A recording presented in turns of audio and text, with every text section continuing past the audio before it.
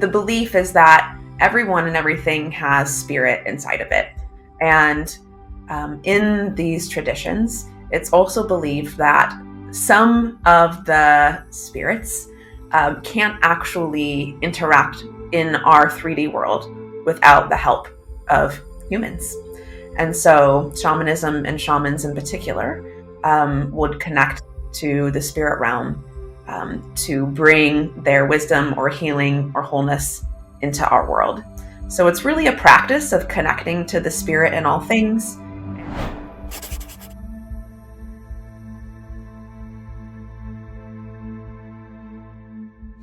Hi, SpiritBird. I am so happy to have you back. So welcome again.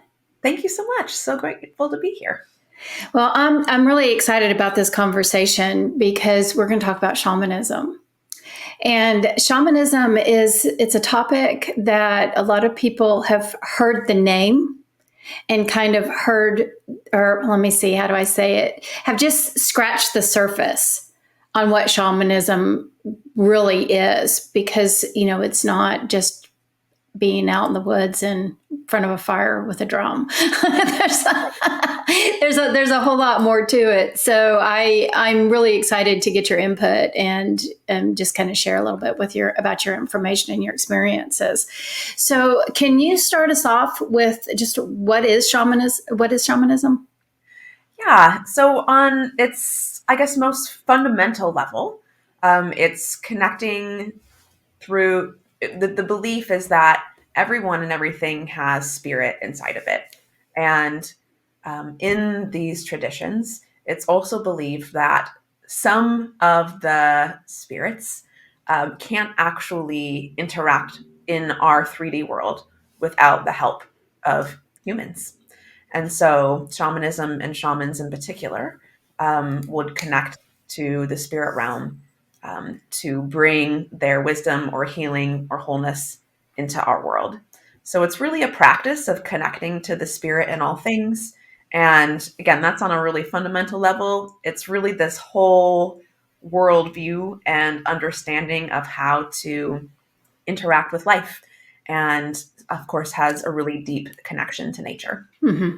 Yeah. So what are the basic principles?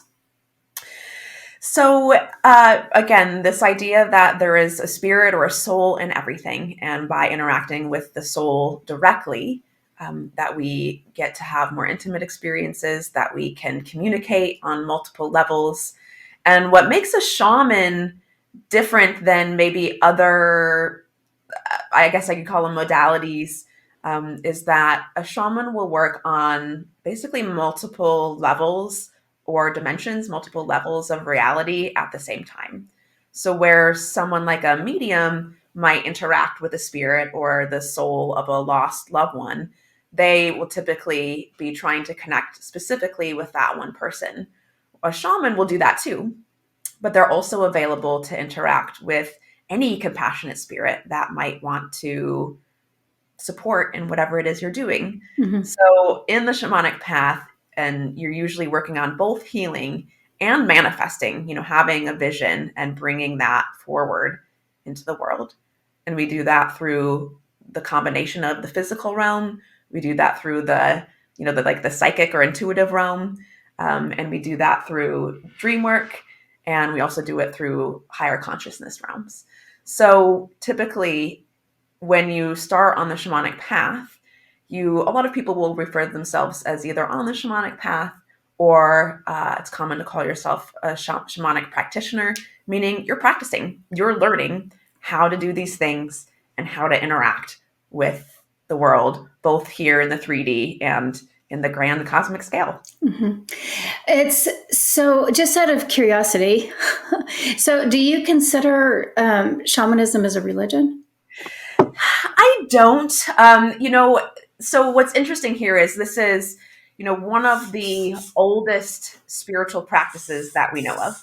And it's found in pretty much all indigenous cultures, at least a common core form of it.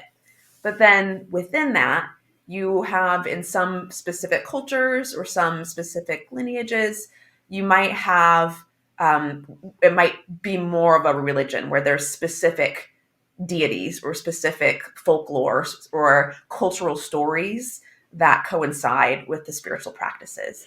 Yeah. I'm sorry. Go ahead. I didn't mean to interrupt you. For me, in general, though, I don't consider it a religion. I consider it more of a way of interacting with the world. And what is interesting about it is you can really apply it to a religion if that's important to you or not. Mm-hmm.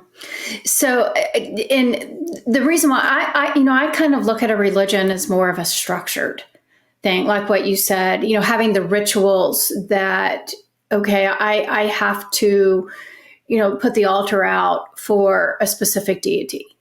Now, that may be wrong, but that may not be the same definition that everybody has. But I kind of look at religion as being more structured, that you have to follow specific guidelines, that you have to follow the rules kind of thing. For spirituality, I call it flying by the seat of your pants. It's like just be present. To me, spirituality is being here and now and being able to be open to all that is, and not having specific guidelines to be able to communicate, to be able to receive information, to be able to interact. It's more of that inner journey that is that personal, I think it's personal guidance that is different from everybody else. I mean, we all have our own way.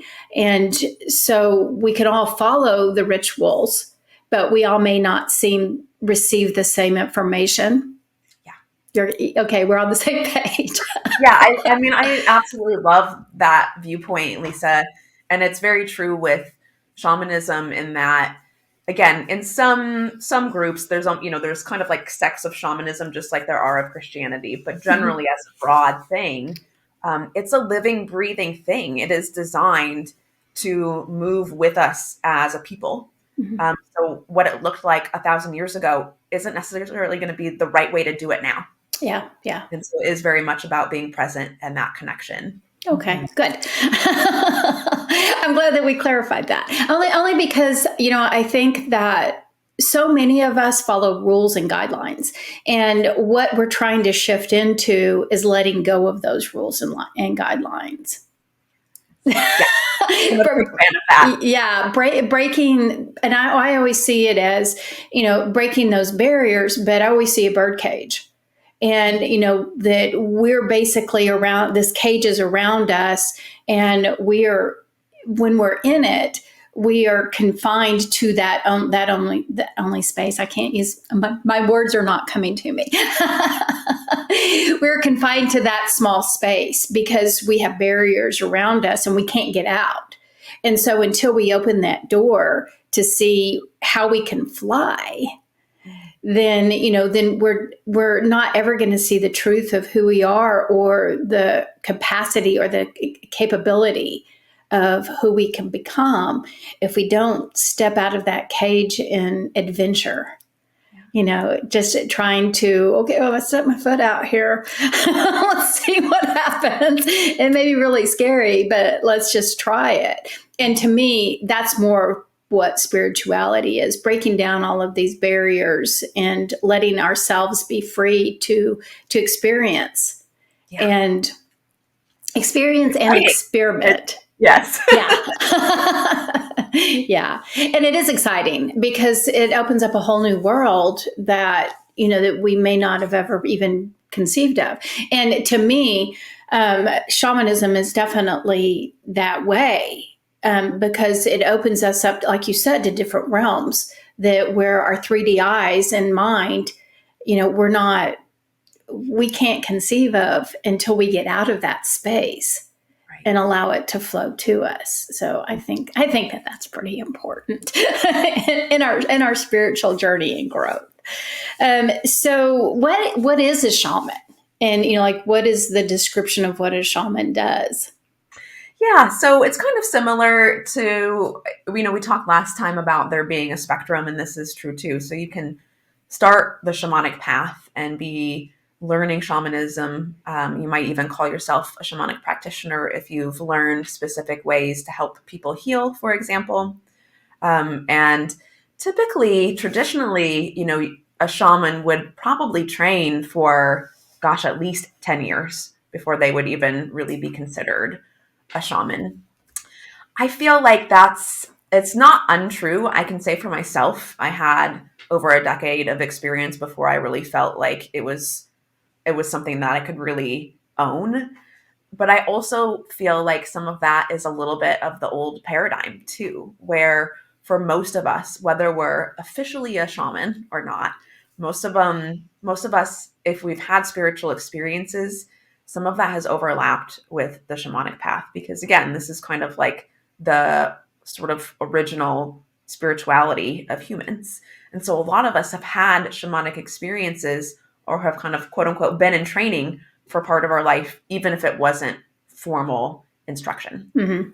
But again, the shaman would work directly with the spirit realm. They would work with specific spirits. There's ways to access those realms, and usually that's through some kind of trance practice, which is where the drum comes in. So the drumming is, spiritually speaking, the drumming is connecting to the heartbeat of the earth. So when we're drumming, we can hear the spirit of Gaia. But also, it so happens when you drum in a repetitive manner that it allows you to access the delta wave state where you can get intuitive information. Yeah. Yeah. Yeah. And I'm a big fan of drumming, by the way. It puts you into a state of, it's in a form of meditative state. And it allows you to open up, and I just call it travel. Messages will come to you. You might, go into interact or interweave with different dimensions. It's a form of, it's not just being quiet like the normal typical meditation. It's kind of, I don't know if I would call it a guided meditation because of the drumming, but it kind of is an assistant in getting quiet and allowing yourself to just be open to what comes to you. And there's lots of different forms of drumming. Which do you have any? I mean, do you want to talk about that? Since I just went down a rabbit hole.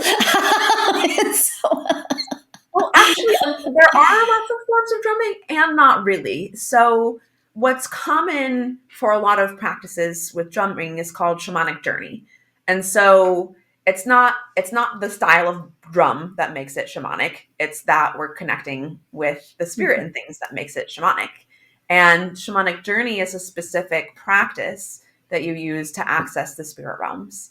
And we do this while we're drumming, similarly to the way that you have a specific process to access the Akashic records, right? Mm-hmm. Yeah. So there's a process to keep things clean, to make sure you're interacting with compassionate beings.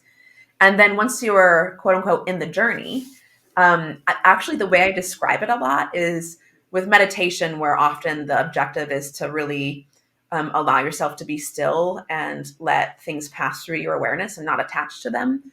With journey, we actually kind of hold the things that pass through our awareness and follow them and see where they take us. Yeah. And so oftentimes it can kind of feel like, if you ever remember that old video game Zelda, the journey like Zelda, like, actually if I go over here, it turns out there's like a treasure chest, and if I open it, there's a gift. And if I go over here, I got to meet the spirit, and if I go over here, there's a fairy. So this is very much the way you might experience journey. Yeah, and I'm going to throw in my 2 cents worth, because I found this fascinating, and it really kind of came into my awareness a few months ago. I have learned that depending on sound, okay, so sound, number one, is the vibration is amazing. Everything has a vibration. And so when we understand sound healing, we also recognize that either if you're doing a bowl sound bath with gongs or with drums, everything emits a vibration. And I have 3 different drums, and they're all different. And I have one drum that has a tendency, when I'm hearing that drum beat, it takes me up. And I have another drum that makes me feel extremely grounded. I can feel my feet just embedding in the earth.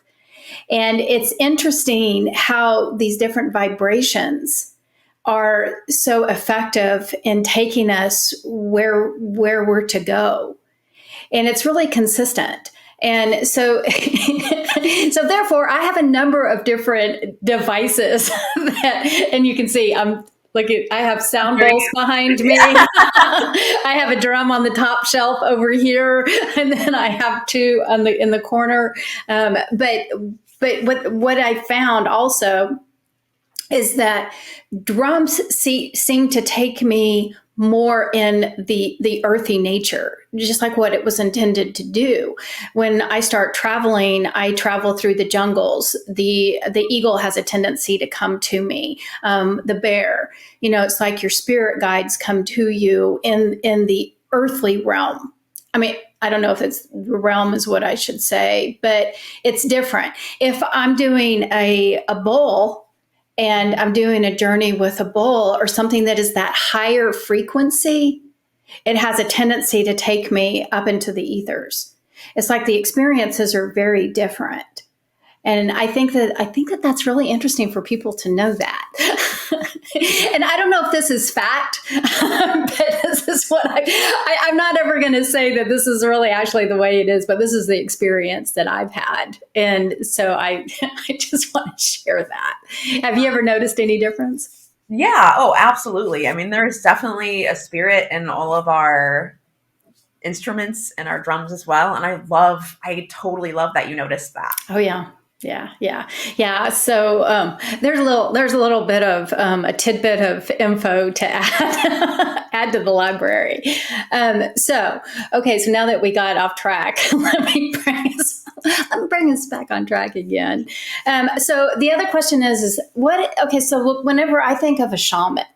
And, I think of the stereotypical, like what we see in the movies, the old Westerns, the medicine women or the medicine men. Is there a difference in what we think of as those healers and what's the difference between that and a shaman? So typically what we've probably seen, in movies and pop culture, or what you might think of first is like a Native American spirituality or medicine person. So there's a lot of crossover. Typically, again, typically it's shamanic in nature. So there is still that underlying core root that is shamanic, but within particular tribes or villages, they might have more specific sets of rules, or like that the shaman of the community can only be, from a bloodline. Mm-hmm. So you might run into something like that. Mm-hmm.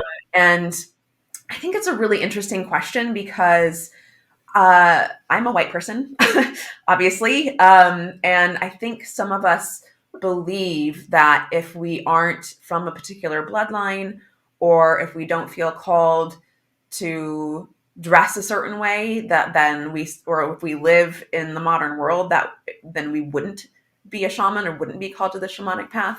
And it's just not true because, again, this is part of being human. And also the way shamanism shows up is going to change with ourselves and culture over time. Mm-hmm. So there's lots of different ways that a shaman might express themselves. It's, again, likely that image that you get, it's not that they're not a shaman at all, but it's also likely that they're part of a specific lineage. And, we do have a tendency to kind of do big stereotypes in our pop culture that even within traditional indigenous cultures, they might not show up the way that we imagine. Mm-hmm. Yeah, I always wondered. Again, I'm stuttering over my words because I've got 15,000 things going on in my head at the same time. But it's the difference between a spiritual individual, which I always. And again, this is my imagination. And again, this is where the humanness comes in. When I think of a shaman, I think more of a spiritual person. When I think of a medicine person, I think more of the person that's the healer. Are they intertwined or are they separate? I think that it can be both. I think that there's definitely an overlap. Mm-hmm. And again, this is it kind of depends probably on who you talk to and what language they use and what it means to them. In general, I think of a medicine person as someone who, through their being and who they are, delivers quote unquote medicine, delivers healing just by the nature of who they are, kind of Mhm. wherever they go. Shamans will tend to do that too. So there is an overlap. I would say that medicine people don't necessarily always intentionally do it or intentionally interact with the spirit realm, but most of them do. Yeah. And oftentimes, like, a medicine person might actually be somebody who like actually works with herbs and that kind of thing. Mhm. But a medicine person can also be someone who's very unaware that they have a gift. And oftentimes, actually, they can be people who kind of are on the outskirts of society that maybe look like they have a mental illness, or like the nature of their being challenges people to grow, even if it's not intentional. Yeah. Yeah. Yeah. That's a good way to put it, because, we're all medicine. Heaven forbid, whether, in the good or the bad, or, whatever it may be, if you or I say something to somebody else and it causes a shift in them, here's my medicine to you. And we never look at it that way. We always put that label. This is a good person. This is a bad person. This person's crazy, or this person doesn't fit in, or whatever it is. But we also don't recognize the energetic value of each one of us and what we have to give. And it's not the point that we're working with herbs, or that we have an energetic vibration that we put our hands on somebody and allow ourselves to be a conduit to be able to assist in healing. Healing happens in so many different ways, and we have a tendency to not be open to that. Yeah. So again, rabbit hole. so just out of curiosity, and I know you said this, you told us your story a little bit in our previous interview, but can you do a rewind and kind of give us a quick history of your Yeah, like how background? I came into this work. Yeah. Yeah. Yeah, I shared that I didn't realize this, but as a young person, I did have gifts, or the veil to the spirit realm was very thin, and it stayed thin for me into my late teenage years. And basically, I didn't have context at the time to understand that I was interacting with the spirit realm. And so it was a bit of a mental health crisis. And again, without that language or the context of what was happening. And so I initially got some support in mental health. And I had actually came across a wonderful therapist that helped me understand empathy, basically, that being open, and that it is possible and common for us to experience feelings that aren't necessarily ours, and to take on energy that isn't ours, either from the people around us or the whole world. Right? Yeah, So literally. key for me. And then it was a few years later, I was in my undergrad and I was studying religion and holistic studies, and I did a whole intensive on dreams where I came across the word shaman. Essentially, I took a weekend workshop shortly after that, and within the context of a couple hours, I suddenly had all of this language for these experiences that I was having that I didn't know not only were common for a lot of us, but were part of this whole worldview and way of being in life. So to me, that's key, is that actually, even just talking about journeying, there is a specific way to do it, but also a lot of us probably stumble onto that naturally because it's just part of being human Mm-hmm. to have access to other parts or other dimensions, right? Mm-hmm. So that was what opened the doors. Like, all of a sudden I had context, I had language, and I had support around me for me to understand what was happening and be able to cultivate those gifts. So it was a big shift from me, from really being kind of unconsciously at the whim of them. Sometimes that was overwhelmed. Sometimes that was, right, not knowing what's mine and what's other people's. Sometimes that was confusion, questioning life and purpose. All that stuff was kind of like the wounded or unconscious version of the gifts. So shamanism really helped me understand what they are, how to use them, how to be healthy with them, how to not drain yourself when you're working with other people or around other people. Mm-hmm. Yeah. Well, because this is a big deal too, protecting ourselves from energy, and there's so many different ways to do that. And I have a problem with sucking in other people's energy. And it's so funny because I had an astrology reading once upon a time, and they told me that I came into the earth as a sponge. Oh, And yeah, believe me, I know it. And so I do have a really hard time shielding myself from other people's energy, that empathetic stuff that we do. So can you give people some assistance in helping how to block? yeah. So we have different energetics and personality types and life experiences. So the reason we might take on other people's energy is going to vary from person to person. So for a lot of us, it's that kind of habit is something we learned when we were little to keep ourselves safe. I mean, that's why we have psychic senses, right? It's not actually some weird mystical thing. It's that our human consciousness learned to try to predict what might happen. And so similarly, like that empathy piece is often from trying to know what to expect. But when we're not conscious of that, that means we often end up feeling things from the people around us.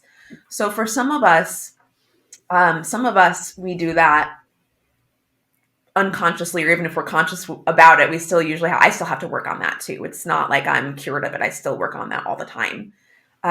But some of us do it really as like a way to stay safe. And it's like, if I can know what the other person is feeling, then I can adjust myself to stay safe and react to that feeling or accommodate what they need or put their needs ahead of my own, Mm-hmm. right? Which helps us avoid tension in relationships, but is not exactly healthy. Mm-hmm. Other people will tend to feel what other people are feeling because the habit is also usually from childhood, and it's based on, I'll carry things for everybody. Yeah. Let me pick that up for you. Yeah. And same thing. It's like really beautiful. It's a really loving thing.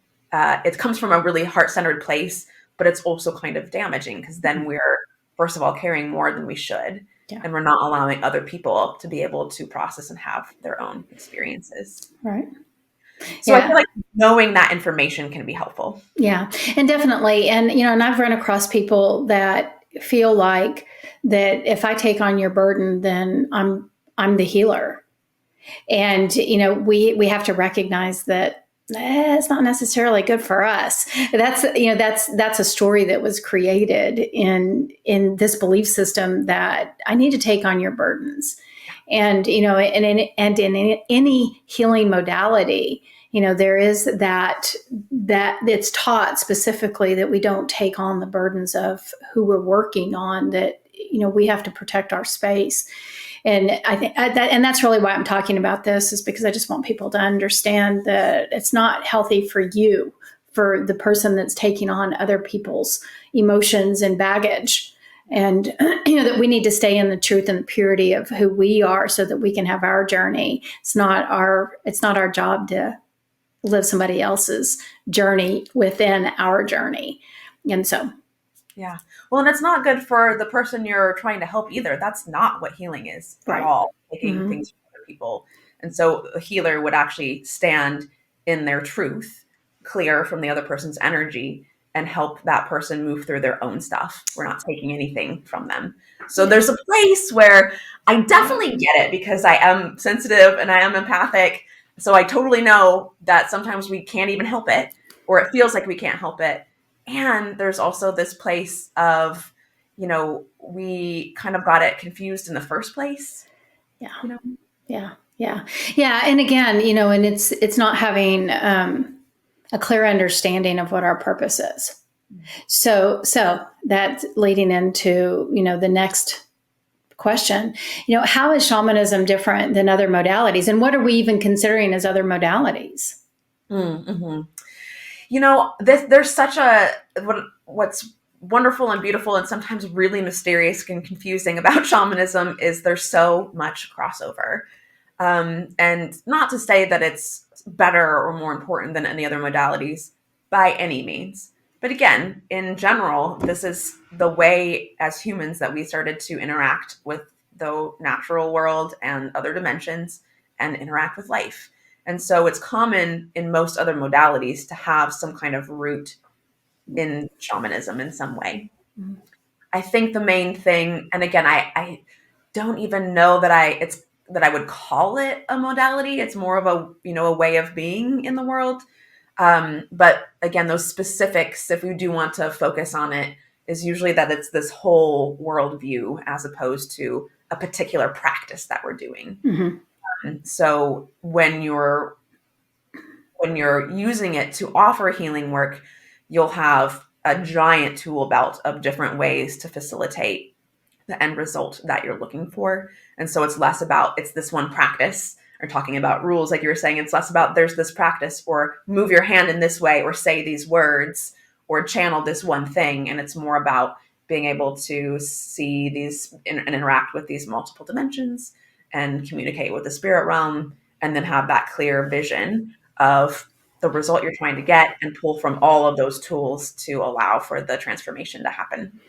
Okay, so because you and I are talking about this because we both have, well, obviously you have a lot of background in this, but I have a little bit of background in this, and plus, I'm a massage therapist on top of, so I see how worlds interact. But if we're looking at shamanism for people that are not real familiar with it, what is it? Is it a healing modality or is it a spiritual modality? It's both. Yeah. Yeah. Yeah. So okay, so we can understand, we understand the spirituality part because obviously, our guides come in and, we have these experiences of what I'm saying is outer body stuff, things that spirit guides come to us, answers, paths are shown through us. And I call that the spiritual aspect of it. But how do you recognize that obviously here's spirituality and I'm connected to all, but if I'm having a form of trauma, whether it's usually trauma is an energetic, something is being held within the system that has to do with an experience or a perception, and it's usually a frequency that it's a lower frequency that causes disharmony in the body. And so at that point, we have to, in order to become whole and one and complete in our physical body, it's to our benefit to alleviate that malfunction of energy is what I'm calling it. Because it's basically because the purest essence of who we are is a high frequency. And so when we start taking on these bits and pieces, it alters the truth of who we are and it lowers or distorts that energy frequency, which causes that disharmony. So in order to help balance, or I keep hearing the word regulate, or to dispel or disperse that energy, how does shamanism or these practices help to do that so that we can become healthier mentally and physically? Mm-hmm. That's a big rabbit hole as well. Obviously, you're great at that. Well, unfortunately, my mind is just like, but.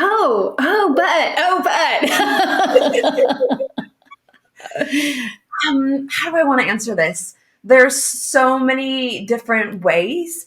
And I think that this is again where shamanism can kind of have this like shroud of mystery. And I'm always trying to find a way around that or through that. But in general, there's practitioners are going to have different ways that they do that because each individual is going to have a unique medicine that they carry and a unique connection to the spirit realm.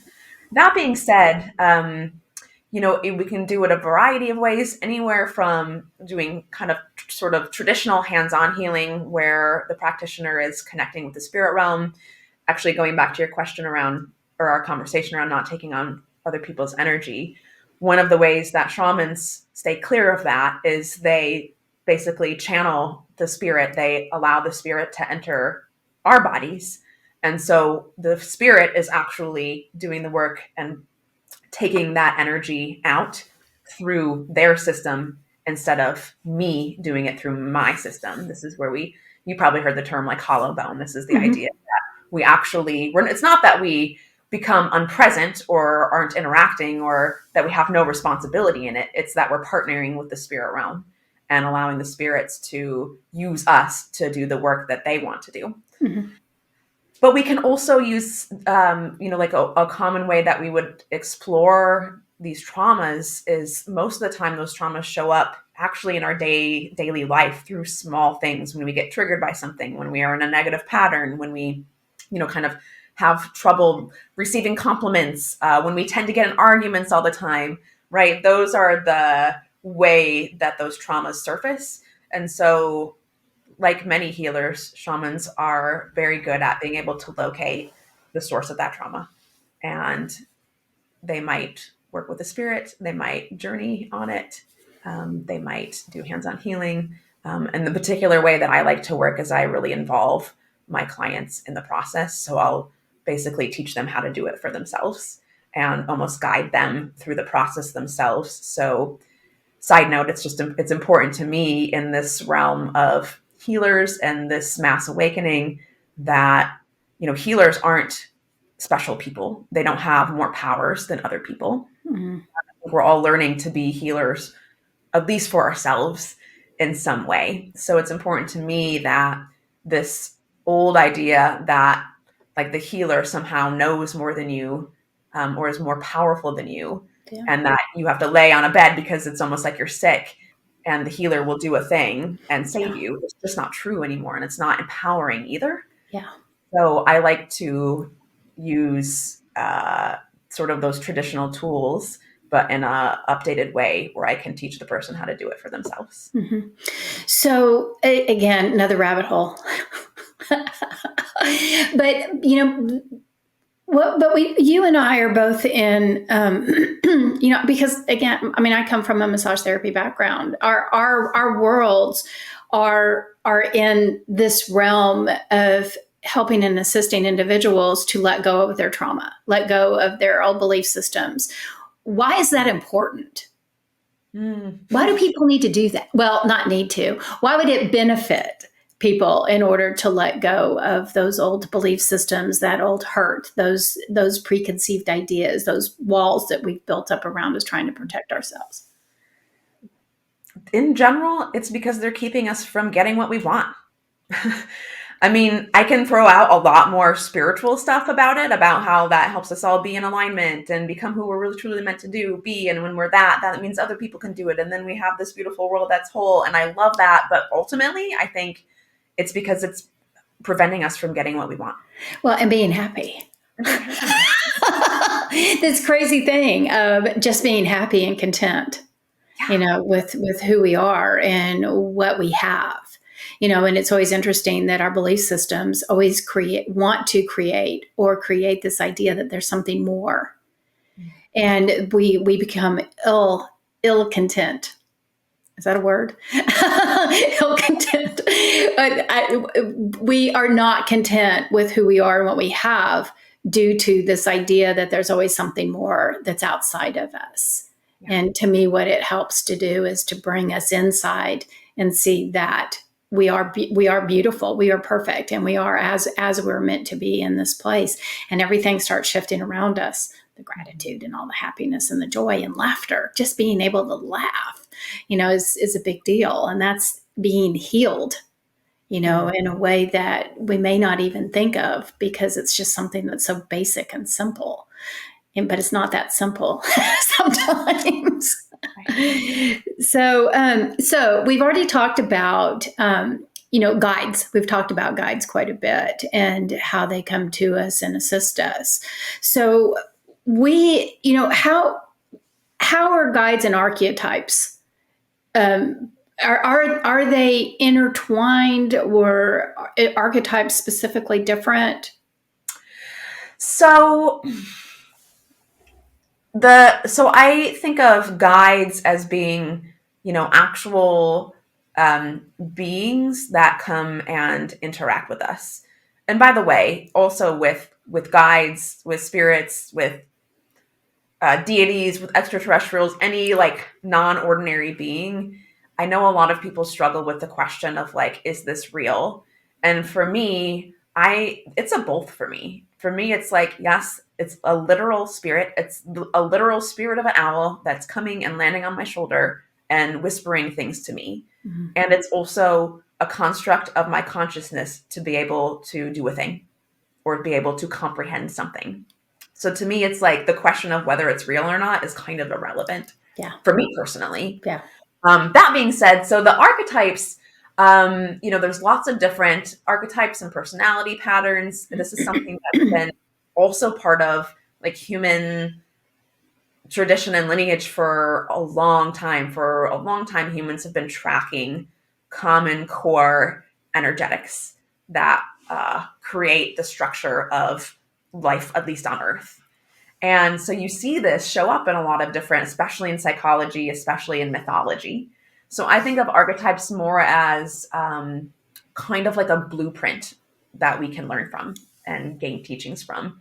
And they do interact with us in a way that they offer mirrors or teachings or pathways for us, but they aren't necessarily like a being that we interact with in the same way. Mm-hmm. So because, there's, I don't know if I'm using the right word, psychology archetypes, so it's like mainstream. That's where I'm like, mainstream archetypes. But then, there are like the Greek archetypes. So, there's different types of archetypes. But let's talk a little bit about the shamanic archetype. Is that shamanic archetypes, not the shaman archetypes, the shamanic archetypes. So first of all, are there any? Yes. Yeah, actually. There are. And this is part of the work that I teach that isn't necessary. You won't find it necessarily in a lot of other formal teachings, but they're based, or they kind of, I'll say they were born, again, from these core common energetics that create the universe. And within the shamanic context, they relate to the medicine wheel. They relate to this idea of the four directions. So I'll share a little bit more. So, like a lot of, so what they have encoded in their energetics is kind of a map, where as an individual, when we incarnate, each of us tend to kind of lean one direction or other on the wheel, meaning you tend to kind of, if you have two options, you can tend to choose the same option each time. You tend to have these patterns which show up as personality traits. Mm-hmm. But within those personality traits underneath is a deeper understanding of a wound or multiple wound, like a series of wound or type of wound that you experience, some of those kind of sacred wounds or core traumas, and also the gifts that go along with those wounds.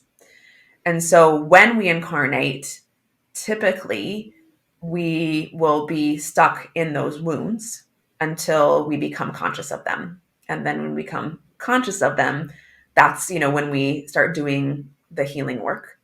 And that can come from, a lot of times, unfortunately, it comes from major life events that really disrupt our ordinary life.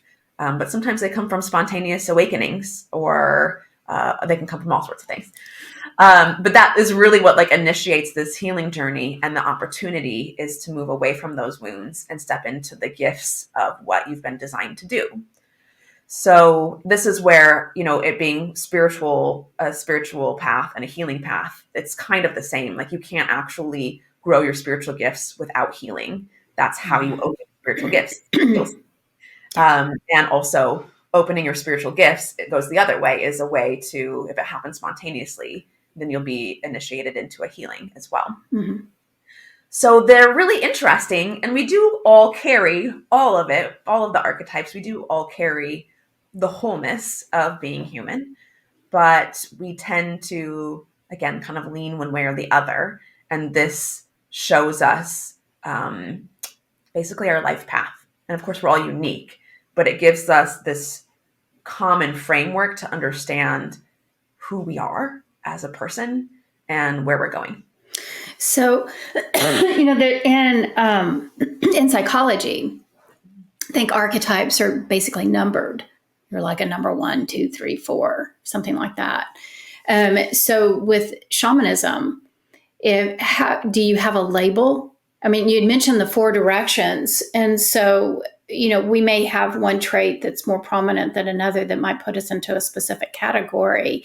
So how do the 4 directions fit in with what our description Sure, is? sure. So, yep, I correlate them with the directions, but I do have names for them. The East is very much, I'll do it like a quick round the wheel, I guess. The East is very much a change maker. So some of the core patterns that they tend to incarnate with they're often like very magical children. They're often, that veil is commonly thin for them. They're very good at connecting to collective consciousness or unity consciousness. Um, Concepts around like non-duality they just get it. It's not hard for them. They just get it. And they often have intuitive gifts and psychic gifts. But on the wounded side, they often can show up as being like overly sensitive, which can look like really struggling to function in this world, having trouble maybe keeping down a job or staying committed to something long term. It can look like lots of physical sensitivities. And so for this version, with all of the archetypes, right, again, we have that wounded and that gifted. And the goal isn't for you to change. The goal isn't for you to be a different person. The goal for you is to be conscious Mm-hmm. of who you are so that you can move from this wounded version to the gifts. Mm-hmm. And so the East, the change makers, their sacred job essentially is to take that beautiful connection to collective consciousness and unity consciousness and deliver it into our systems, into our structures, our societies that are broken, that are messed up, that are hurting people, that are, based on hierarchy. So that might look like, if you're a change maker, when you move into your gift, it might look like actually getting involved with like changing the school system from the inside, or Mm-hmm.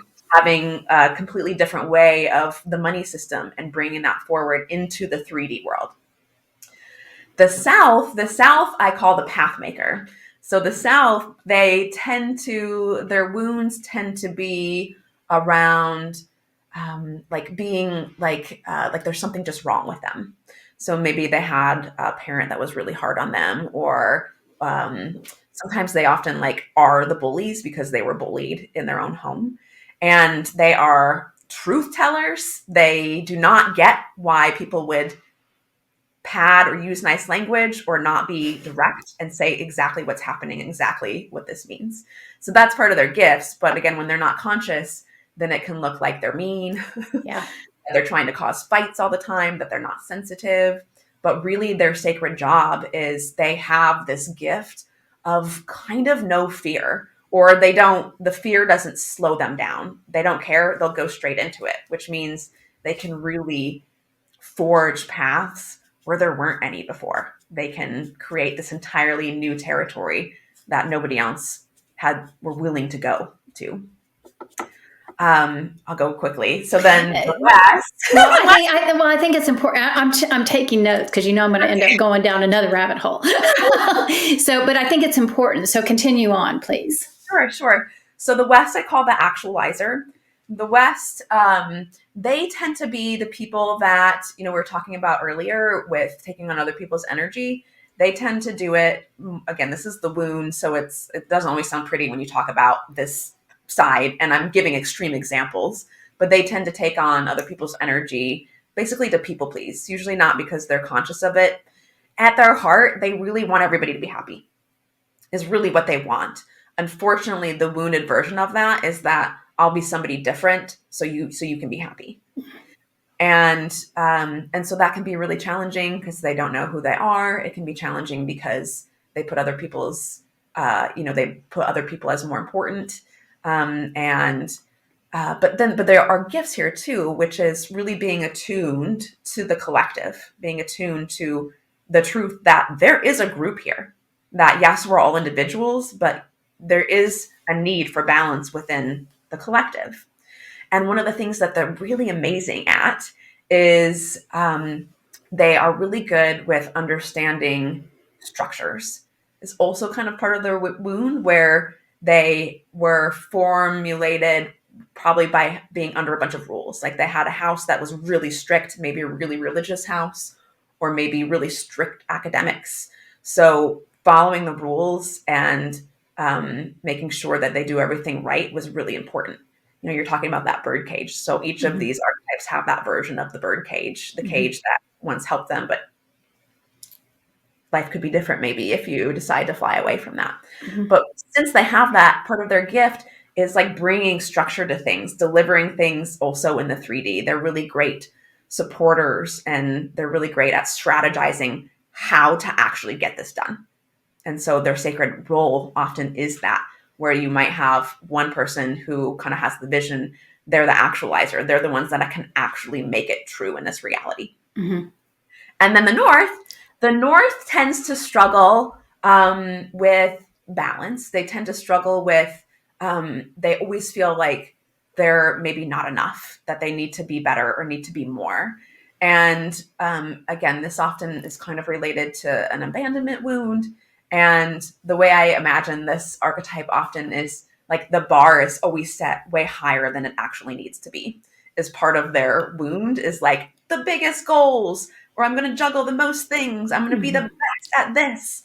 And what they're learning to do is actually, when they start to lower the bar, which feels like they're going to die, it feels like if they're going to die if they lower the bar, but actually is what sets them free. And suddenly they're able to achieve what they want, and that allows them to rise up much faster. But they tend to have wounds that that piece around taking on other people's energy. They're the ones that tend to do it more so for kind of like that martyr thing where it's like, I'll do it for everybody. And so it causes often a lot of resentment unintentionally. So that is usually what they're working through, is basically how to let go more and then learn how to actually be supporters. So, or to get support. So their sacred job often is leadership. They're really strong. They do have clear visions and clear goals. And when they can learn to not try to control everything and let people help them instead of them trying to do everything themselves, then they're really great at, bringing a new vision into the world. So it's interesting. We're using the 4 directions. And so the way that I interpret this is that every direction is needed. We need all, everybody that, you don't, what I'm saying, I guess what I'm trying to say is that I may be a South, but I want to be a North. But our true nature is really the South. Yeah. And if we can figure out how to sort through the parts that cause us struggles or discontentment, then we can stand in that South at our highest potential and be able to work with all of the directions and create balance throughout. And I think it's important for people to understand that we are all different personality types. And we're all doing the best we can do. But it's also, under these specific groupings, if you really look at the whole, everybody plays a part. And what I'm hearing, my guides are talking to me now, and they're talking about a village. And when you're talking about the village, that stereotypical village that, was so successful until somebody started taking control. It's like everybody had a place and a part to play that created that balance. And it was all helping one another to create the whole. And so I really am just kind of stuck on this because I really want people to hear what you're saying and being able to understand that I may not be like the East or the West, but I have my own gifts. I was put here on this earth with this particular trait to be able to honor that and move forward in it to assist in all things. That it is the balance. So there's my speech. So how do you feel about that? Yes, it's so true. And I think, most of the problems that we face in this world are from, to get kind of meta here, there is this idea that there was one time where everybody got along and it was peaceful and wonderful. I'd like to believe that's true. I don't know if it is, but I'd like to believe it. But we at least had this time that was probably, matriarchal in nature, meaning that it was based on the wholeness, that it was a circle. And then for whatever reason, just probably for human evolution, there was a split and we moved into this hierarchy model of sort of that there's a top down. Yeah. And I think what we're doing, and we needed to, like, I know that has caused centuries of horrible things, and it's also created beautiful things. It allowed us to have this period of time where we really got to pick things apart, to take them out and look at them individually and understand the individual parts deeper, and this is where science came in handy and like where that all developed. And I think what we're doing now is we're starting to put those back together. And so we're moving back into this sort of way of being or model that's circular again. And it's bumpy in the process because it requires that we heal, right? Yeah. And also most of our pain that we have as an individual comes from either not being conscious of our core wounds and how they're affecting our lives, or because, like you said, we're trying to be one of the other. Nice. Yeah. Yeah.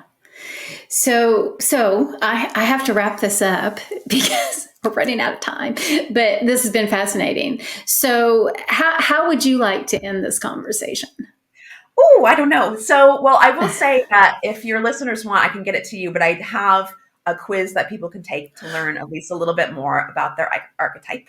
Good. And then there's a bunch of, you can go really deep into that journey if you want, or you can just learn the basic, this is the wound, this is the gift. And it's going to it's going to allow you to just switch your awareness in a really gentle way and start to become conscious of those patterns.